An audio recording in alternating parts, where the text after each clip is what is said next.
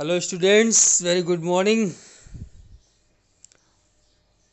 All of you are welcome in this online class of ML Convent Group of Schools.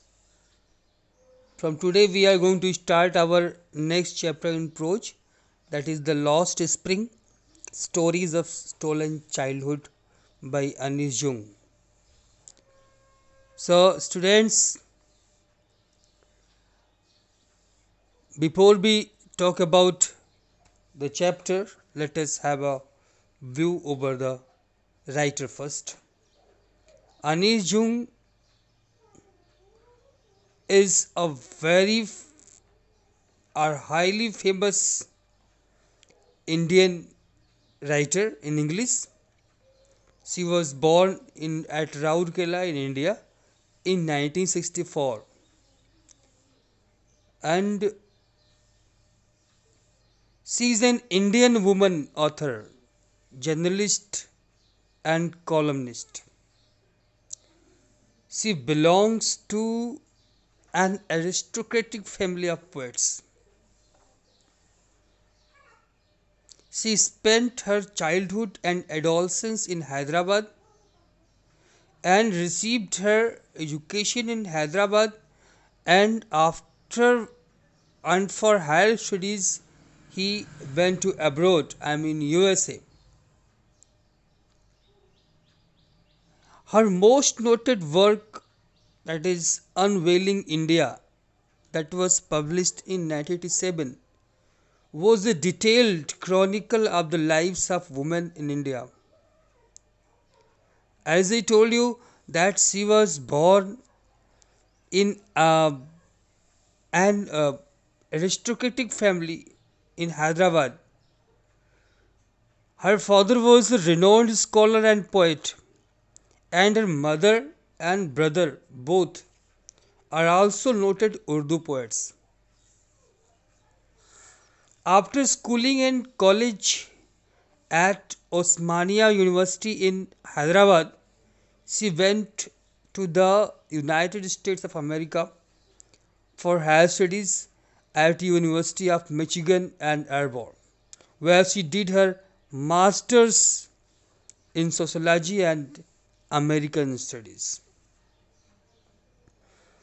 And after getting higher education, she started her career in writing with the Youth Times. Youth Time is very famous magazine, and the Times of India,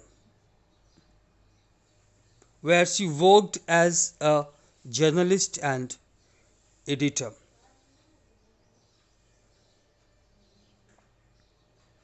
Anis Jung's Lost Spring, Stories of Stolen Childhood, that is in our syllabus, is matter of fact a book written by Anis Jung. And in this storybook there is collection of the stories of the children who lost their childhood, meant either they belong to a very poor family, or they were the slum children, or the rag pickers, or farm workers, factory workers.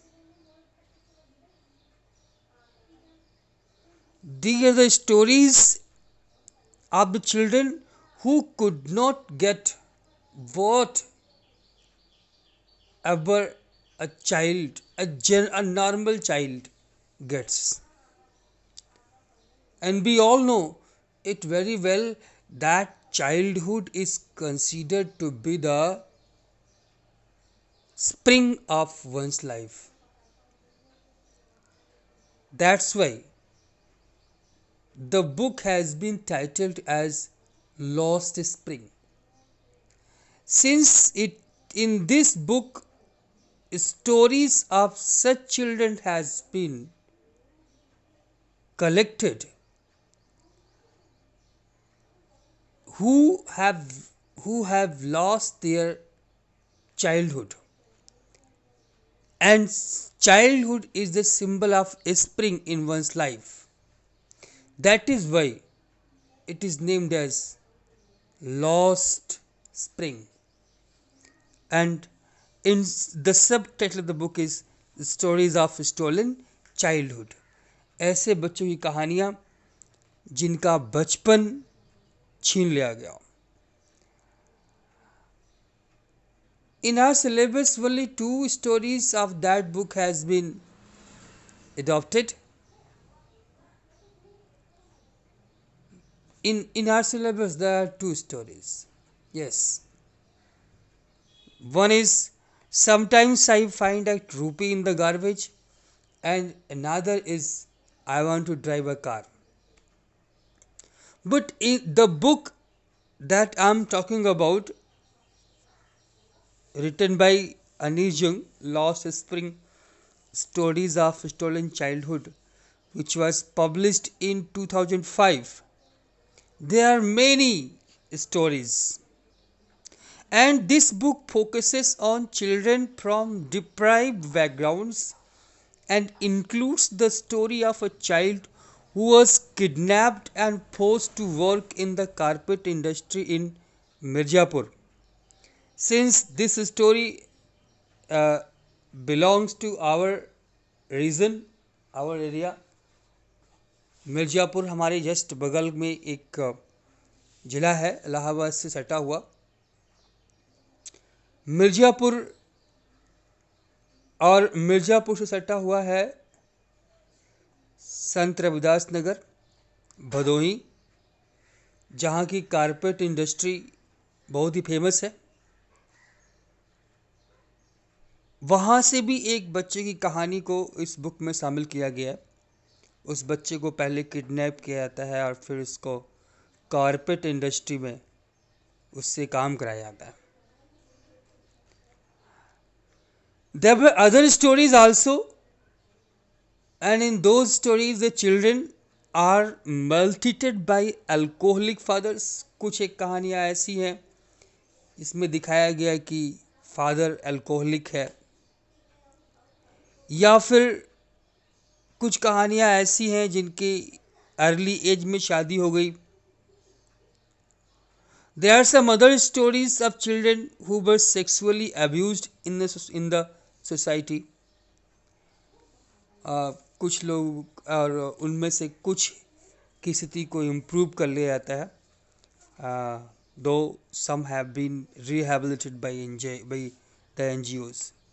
A section of this book is part of the English curriculum in many Indian schools. हम बता दें, जो ये book है Lost spring, इसके ढेर सारी कहानियों को अलग अलग बोर्ड ने अलग अलग क्लासेस में जो है इंक्लूड किया. तो इनकी जो ये बुक है Lost Spring, Stories of Stolen Childhood, ये कहानी, इसमें कई कहानियां हैं. इनमें ऐसे बच्चों की कहानियों को सम्मिलित किया गया है जो कि कई तरीके से डिप्राइव्ड है. कुछ एक केस में वो स्लम एरिया से बिलोंग करते हैं, रैग पिकर हैं. तो कुछ बच्चे ऐसी कहानियां हैं जिनके पेरेंट्स अल्कोहलिक हो गए, नशे की लत में बर्बाद हो गए. उन बच्चों को काम करना पड़ा, उन बच्चों का एडुकेशन, उन बच्चों का प्रॉपर डेवलपमेंट नहीं हो पाया. बैरियर्स. चलिए हम लोग बात करते हैं हम लोगों की जो अपनी स्टोरी है लॉस्ट स्प्रिंग के बारे में. लॉस्ट स्प्रिंग, वैसे मैंने बताया, स्प्रिंग जो होता है वो ईयर का सबसे सुंदर, सबसे सुहाना, सबसे मज़ेदार, सबसे आनंद देने वाला सीज़न होता है. वैसे ही सेम इम्पोर्टेंस या सेम रोल प्ले करता है हमारी लाइफ में हमारा बचपन.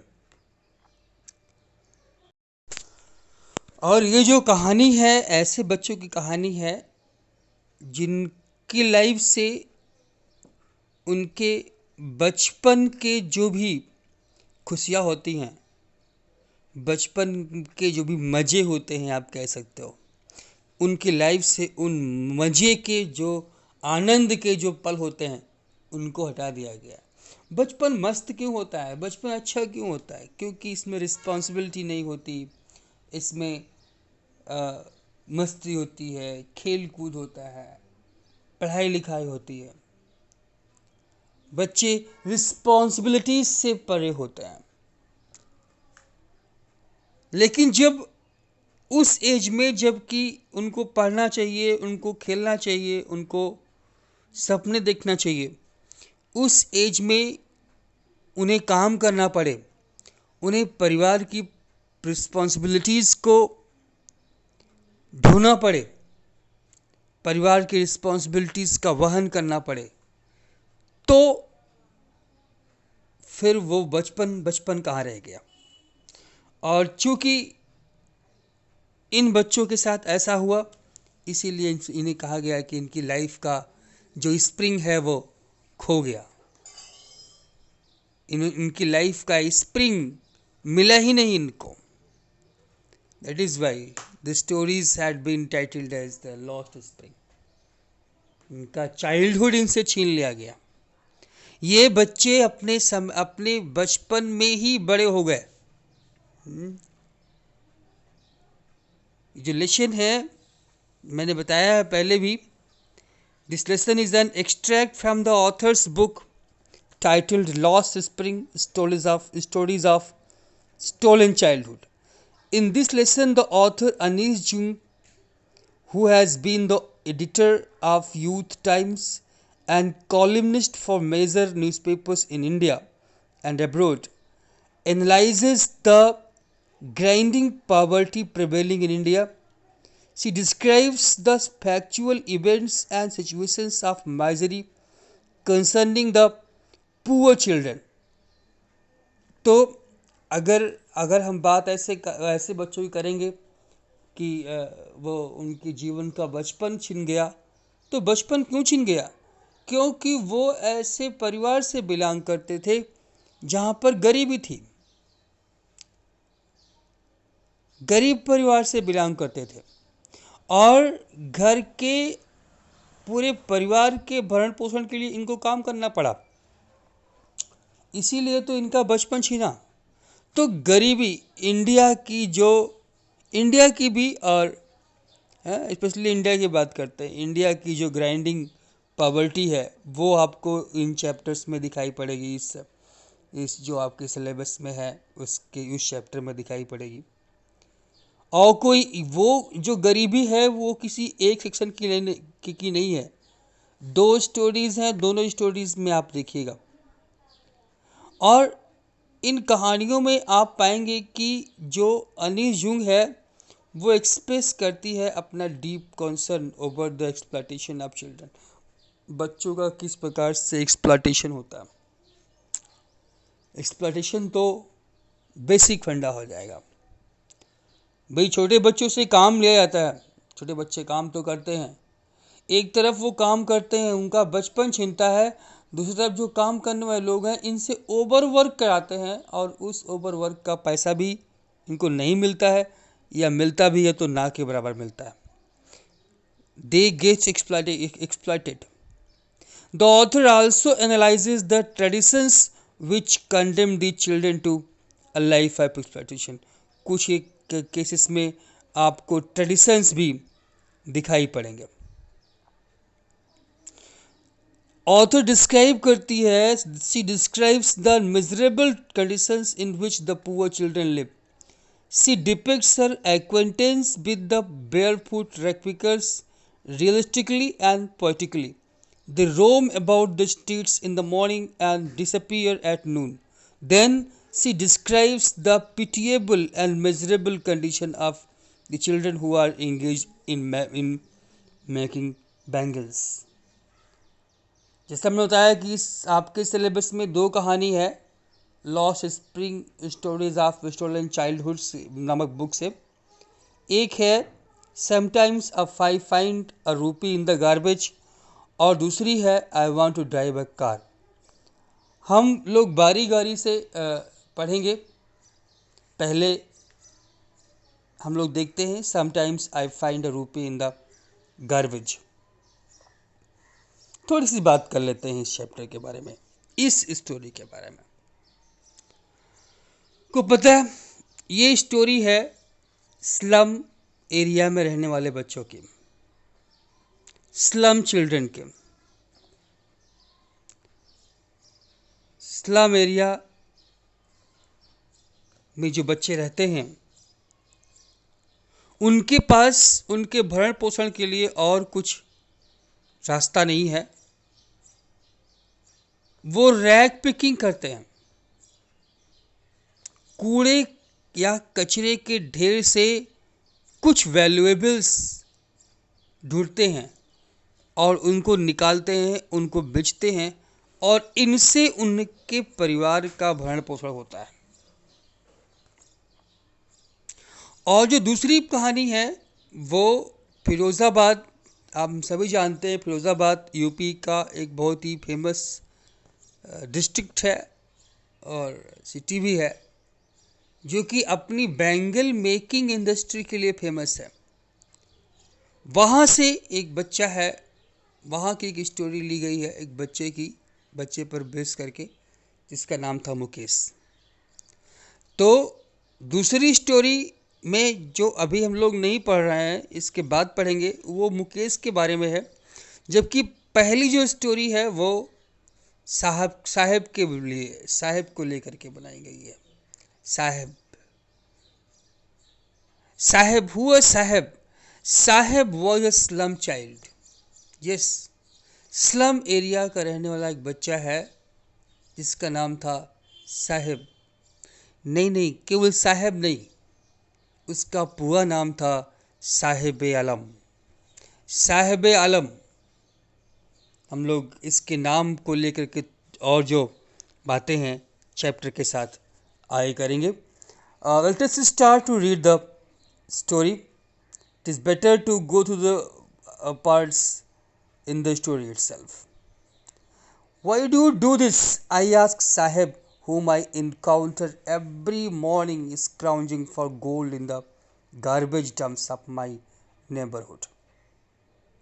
You know, every morning the writer sees the young rugpicker who visits the garbage dump near her house and searches for gold in it. And the writer asks to that boy, why do you do this?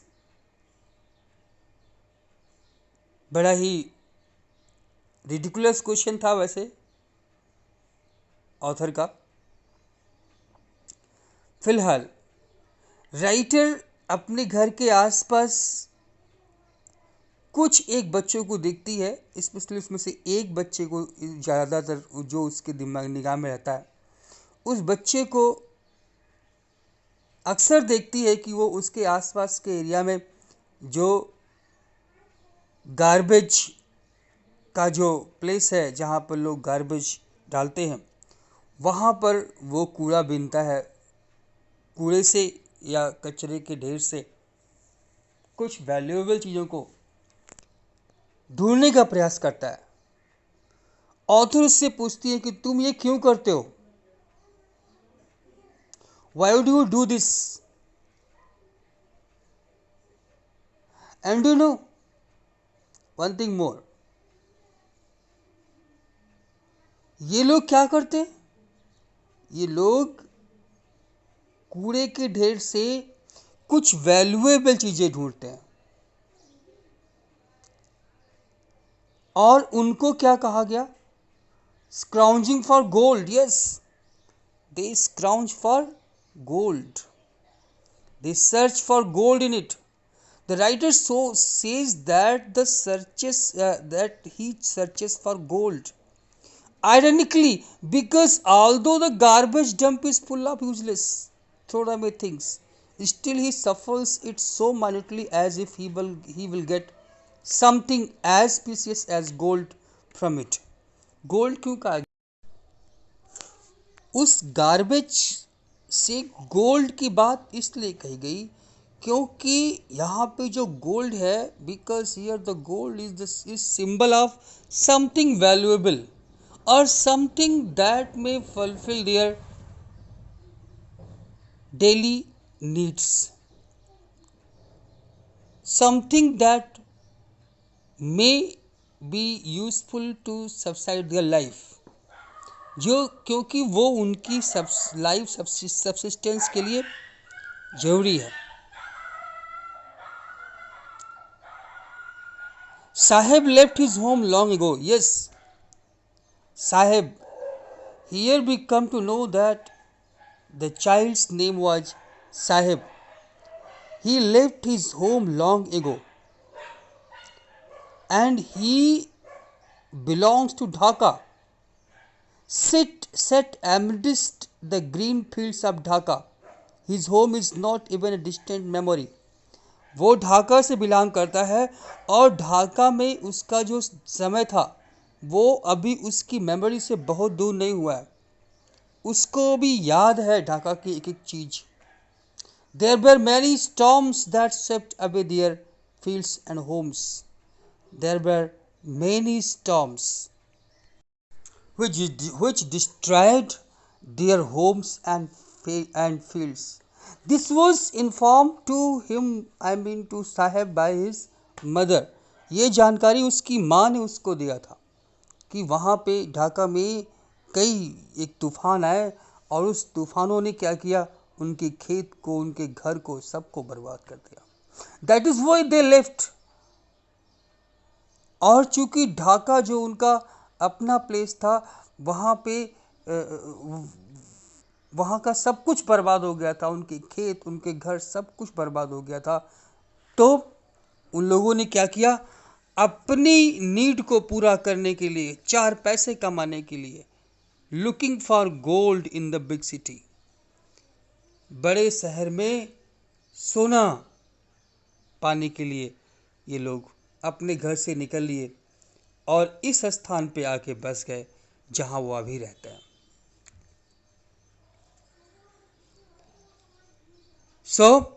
ऐसे बच्चे से author ने question किया था, why do you do this? And in the response to that question, the boy answers, I have nothing else to do. वो answer करता है, क्योंकि मेरे पास और कुछ काम नहीं है करने के लिए। यस, उनके पास और कुछ काम नहीं था करने के लिए। बच्चा है, बोल गया, because I have nothing to do. लेकिन वास्तविकता ये नहीं है कि उसके पास कुछ और करने को नहीं है। उस वास्तविकता ये है कि उसे अपने घर के लिए गोल्ड कमाना है। गोल्ड, समथिंग जिससे वो अपने घर के सभी मेंबर्स का भरण पोषण कर सके। As I told you about the gold here refers to something precious which was not available in their hometown. क्योंकि वो यहाँ पे गोल्ड कमाने के लिए आए थे ना।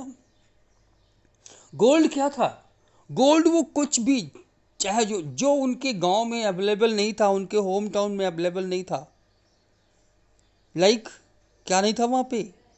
Things like shoes, money, bags etcetera for children and food, clothing, shelter and as means of survival for their parents. Gold का दोनों लोगों के लिए अलग अलग मतलब है। यहाँ पे बच्चों के लिए अलग मतलब है और बड़ों के लिए, पेरेंट्स के लिए अलग मतलब है। बच्चों के लिए क्या है? Shoes, money, bags. वहीं पे बड़ों के लिए गोल्ड का मतलब है फूड, क्लॉथिंग, शेल्टर, जिससे कि उनके परिवार का भरण पोषण हो जाए। तो ये यहाँ पे इसलिए नहीं, वो ये सारे काम इसलिए नहीं करता क्योंकि उसके पास और कुछ कम करने को है नहीं, बल्कि इसलिए करता है क्योंकि उसे अपने उसके साथ और लोग हैं उसके परिवार में, उन सब की नीड्स को पूरा करना है। ठीक है। और वही जो उसके लिए वो जो precious things in garbage dump से मिल जाता है उसको खोजना है। तो लेकिन फिर भी उसने रिस्पॉन्स किया कि मेरे पास करने को कुछ नहीं है, I have nothing else to do, he matters looking away. तो वह दूर देखते हुए वो लो वॉइस में आंसर देता है। तो राइटर ने उससे बड़ा ही ग्लिबली एक क्वेश्चन किया, क्यों? It is your age to go to school, so you may go to school, why don't you go to school?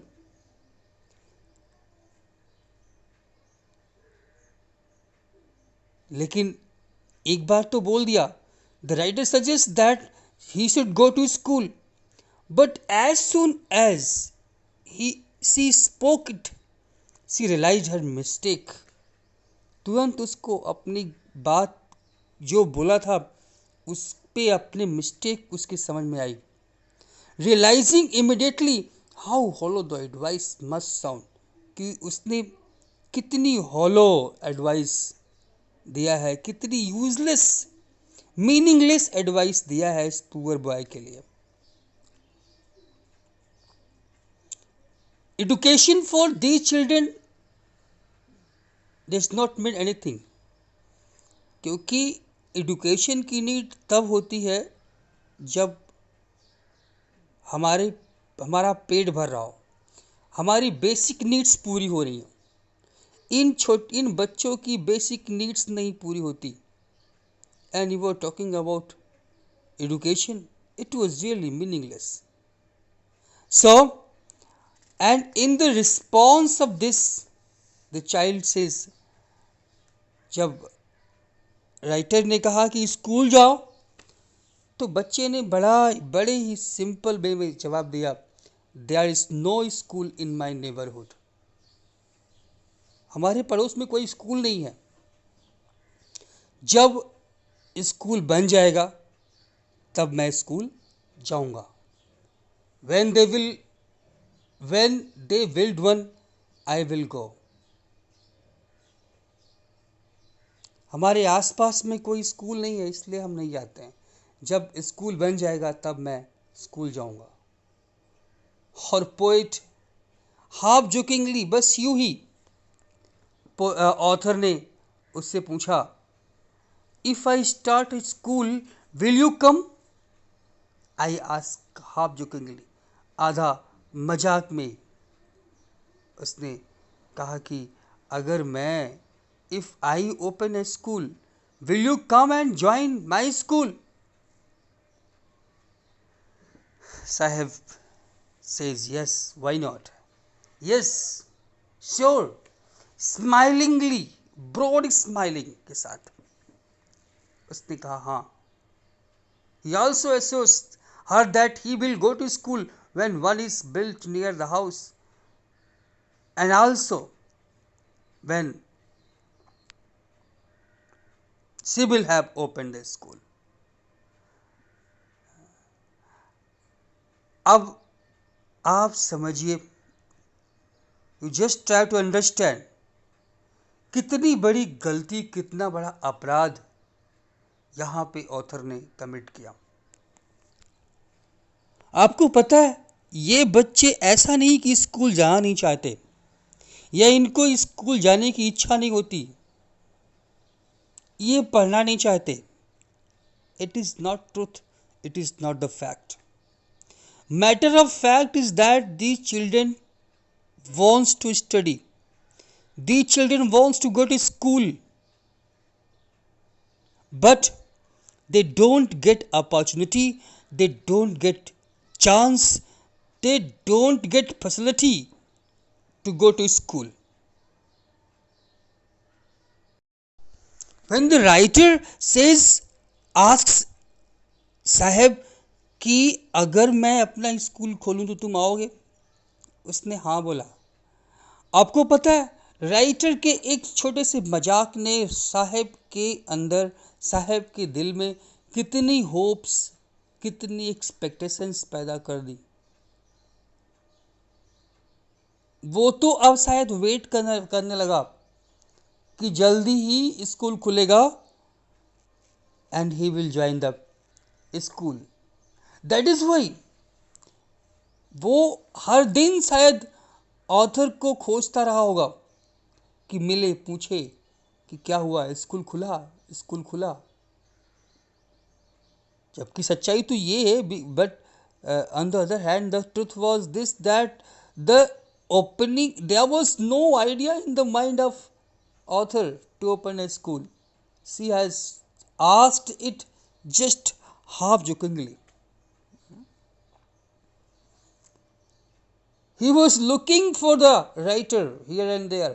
वो तो राइटर को खोज करने लगा नेक्स्ट मीटिंग के लिए, और जैसे ही नेक्स्ट टाइम उसने देखा ऑथर को, वो दौड़ के, A few days later I see him running up to me. मैंने कुछ दिन बाद देखा कि वो दौड़ते हुए मेरे पास आ रहा है।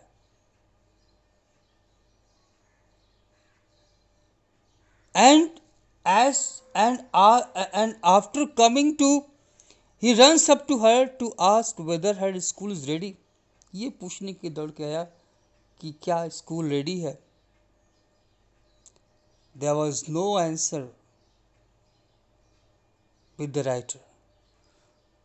उसे अपनी साख, अपनी क्रेडिट बचाने के लिए बड़ी सिंपल ढंग से एक बात बोलनी पड़ी। It takes longer to build a school. अरे भाई, स्कूल इतनी जल्दी थोड़े बन जाते हैं, स्कूल बनने में टाइम लगता है। The writer replied that it takes lot of time to build a school.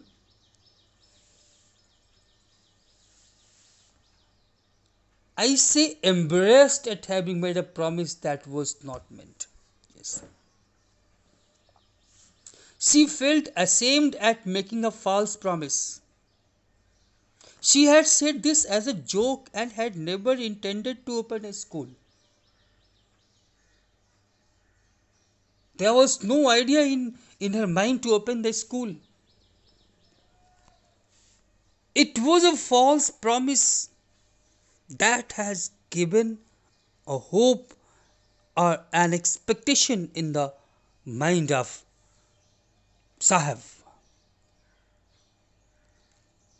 और उसके आगे बड़ी ही अच्छी बात बोलता है, but promises like mine abound in every corner of his bleak world.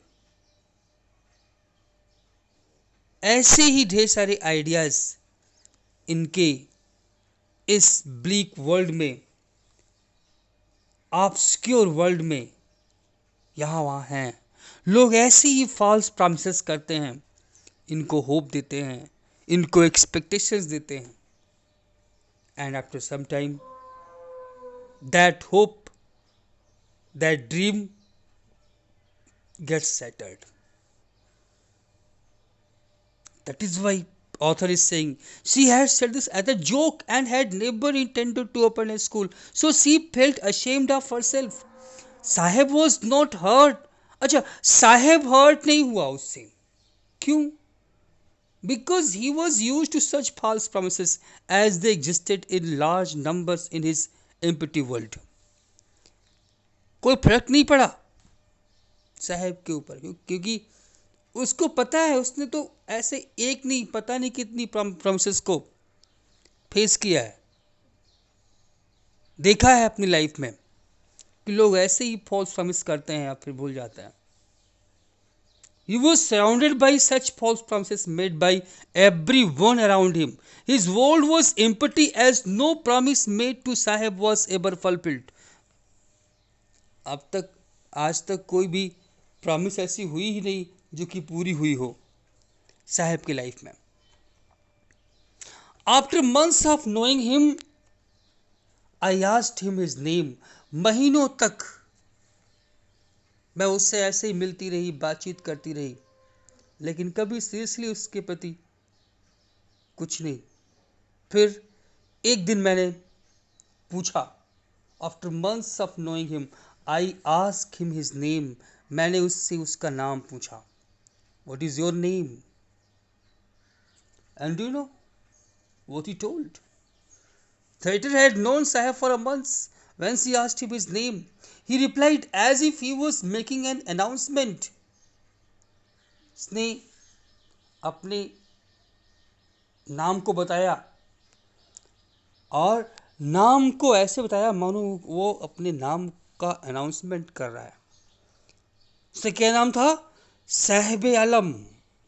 Sahib e Alam. He announces. He does not know what it means. शायद उसको अपने नाम का मतलब नहीं पता है। Theater thought that the boy did not know the meaning of his name.